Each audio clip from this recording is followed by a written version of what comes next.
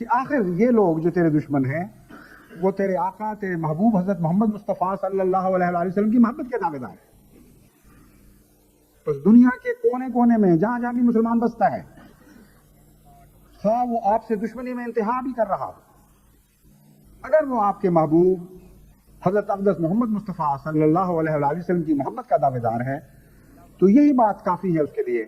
کہ آپ اس کے لیے دعائیں کریں اور اس کے دکھ میں شریک ہو جائیں، اس کی خوشی سے خوش ہوں، اس کے غم سے مغموم ہو جایا کریں. کیونکہ در حقیقت مسلمانوں پر جب کوئی تکلیف پہنچتی ہے تو سب سے زیادہ دکھ احمدی کو پہنچتا ہے.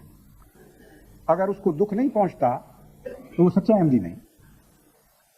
میں تو تصور بھی نہیں کر سکتا ایک ایسے احمدی کا جس کو دنیا میں کہیں بھی مسلمان کے دکھ سے راحت پہنچتی ہو. مجھے یاد ہے جب ہندوستان میں مسلمانوں پر مظالم کیے جا رہے تھے جب تقسیم کے وقت،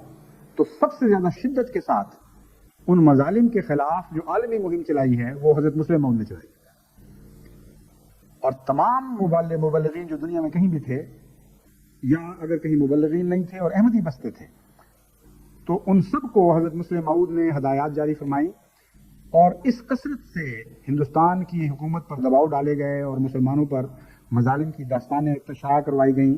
اور تمام دنیا کے مسلمانوں کو اس سے بسنے والوں کو اس سے مطلع کیا گیا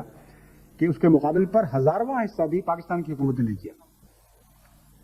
اس لیے میں آپ کو یہ تاریخ یاد دلا رہا ہوں، اور خصوصیت سے اس سارے پس منظر میں یہ آپ کو متوجہ کرنا چاہتا ہوں کہ ان باتوں کے نتیجے میں، ان ظلموں کے نتیجے میں جو آپ پر ہوتے رہے، آپ اپنے دل کو ٹیڑھا نہ ہونے دیں، اپنے دل کو غلط طور پر انتقام پرست نہ بنائیں، اپنی اخلاقی قدروں کی حفاظت کریں. امت مسلمہ سے جو سچی محبت احمدی کو ہونی چاہیے، اس سچی محبت پر آنچ نہ آنے دیں. حضرت مسیح موعود علیہ السلام کے اس شعر کو